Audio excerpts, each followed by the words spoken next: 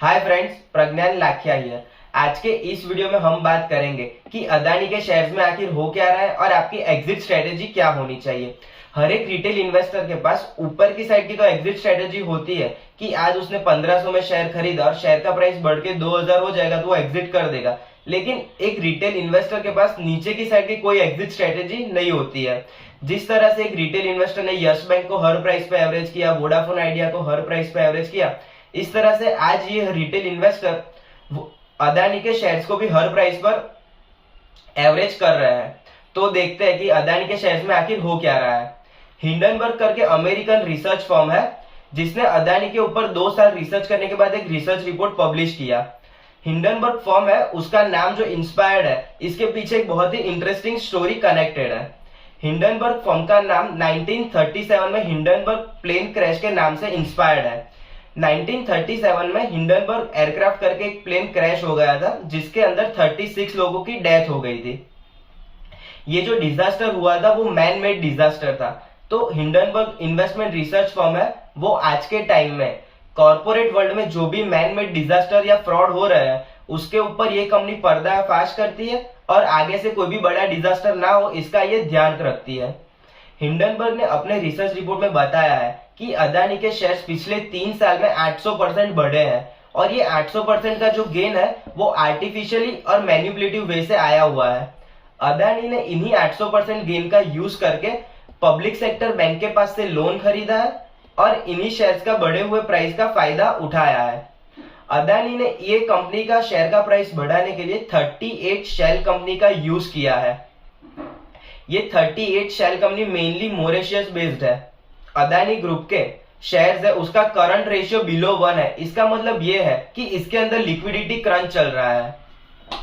अदानी ने इन्हीं ग्रुप के बढ़े हुए शेयर्स को प्लेज करके बैंक से लोन लिया है। अगर कल ये शेयर्स का प्राइस गिर जाता है तो बैंक को कोलेटरल कॉल करना पड़ता है। इसका मतलब ये है कि इस टाइम पे बैंक या तो अदानी के शेयर्स को मार्केट में सेल कर सकता है या फिर वो अदानी ग्रुप से कहता है कि हमें और शेयर्स कोलेटरल के रूप में दीजिए। अदानी ग्रुप के अंदर इस रिपोर्ट में ये भी बताया है कि अदानी ग्रुप का प्रमोटर्स का ही मेनली होल्ड रहता है अदानी शेयर्स के अंदर। सारे जो मेन डिसीजंस है वो अदानी ग्रुप के कुछ गिने चुने लोग ही ले रहे हैं। अदानी ग्रुप के जो भी टोटल लीडरशिप की 22 टीम है उसमें से 8 लोग जो है वो अदानी के नजदीकी फैमिली मेंबर्स है।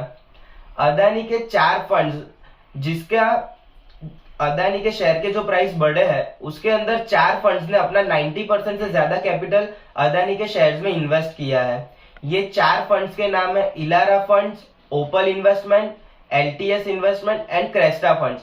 इन चारों के चारों फंड्स ने अपना 90% से ज्यादा पैसा अदानी के स्टॉक में ही इन्वेस्ट किया है और ये सारे फंड्स मॉरिशस बेस्ड है और ये सारे फर्म शेल कंपनीज है, ऐसा इस रिपोर्ट में बताया गया है। और ये जो सारे फंड के मैनेजर्स है उन सभी का अदानी के कुछ ना कुछ फैमिली मेंबर के साथ कनेक्शन है। और इसके अलावा अदानी ग्रुप के ये सारे फंड्स के कोई भी ऑफिशियल वेबसाइट नहीं है, इनकी कोई एम्प्लॉय का कोई डिटेल्स भी नहीं है इनके पास। मेरे दोस्त के साथ अभी बात हो रही थी और वो मुझे कह रहा था कि अदानी के शेयर्स के अंदर एलआईसी का भी बहुत बड़ा होल्डिंग है।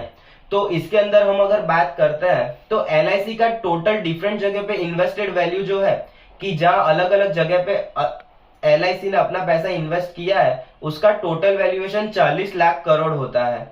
इसके अंदर हम अदानी का पार्ट देखें तो अदानी का इसके अंदर एलआईसी ने 30,000 करोड़ का इन्वेस्ट किया था जिसका वैल्यू बढ़ के 1 लाख करोड़ तक हो गया था।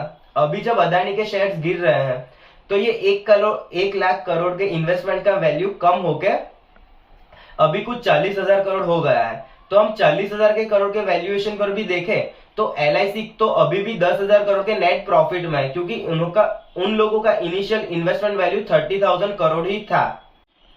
एलआईसी का total amount invested 40 lakh crore है और इसके अंदर अदानी ग्रुप का एक्सपोजर केवल 1% है। मतलब कुछ ये बहुत बड़ी बात नहीं है एलआईसी के लिए। इसके अलावा और एक बात को हम देखें तो गौतम अदानी अभी वर्ल्ड के 3rd नंबर के सबसे रिचेस्ट पर्सन है, लेकिन वर्ल्ड के 3rd नंबर के सबसे रिचेस्ट पर्सन होने के बावजूद वो इंडिया के टॉप 15 टैक्स पेयर के लिस्ट में कहीं पर भी नहीं थे। इसके अलावा इस रिपोर्ट में ये बात भी बताई गई है कि अदानी ग्रुप के अंदर एवरेज 90% की डाउनसाइड अवेलेबल है। तो अगर आप एक लॉन्ग टर्म इन्वेस्टर है तो आपके लिए कोई दिक्कत की बात नहीं है। अगर आपने 94, 95 में जब इनिशियल पब्लिक ऑफरिंग के टाइम आपने अपना पैसा इन्वेस्ट किया था तो आप ऑलरेडी बहुत अच्छे गेन में बैठे हुए हैं। तो पर फिर भी आपको एक अपना एसएल पता होना चाहिए कि अगर अदानी का शेयर का प्राइस अगर इस प्राइस के नीचे क्लोज होता है तो मैं अपना होल्डिंग सेल करके इसमें से निकल जाऊंगा। सेम वे अगर आपने कहीं ऊपर के प्राइस पे शेयर बाय किया है तो आपको एक स्टॉप लॉस लगा कर रखना है कि अगर शेयर का प्राइस इसके नीचे आएगा तो मैं एग्जिट कर दूंगा। इसके अलावा अगर आप नए शेयर्स बाय करने का सोच रहे हैं तो मैं नहीं सोचता कि ये एक अच्छा ट्रेड होगा आपके लिए। इसके अलावा मार्केट में कई सारी और अच्छी कंपनीज है कि जिनके फंडामेंटल्स इससे अच्छे हैं, जिसका प्रॉफिट ग्रोथ इससे अच्छा है, जिसके ऊपर कोई डेट नहीं है, उसके अंदर आपको अपना पैसा इन्वेस्ट करना चाहिए। तो अभी के लिए अगर आपके पास अदानी के शेयर्स है तो मैंने अपना आइडिया और अपना राय इसके अंदर दे दिया है। अगर आपको वीडियो अच्छा लगा हो तो वीडियो को लाइक कीजिए और हमारे चैनल को सब्सक्राइब कीजिए।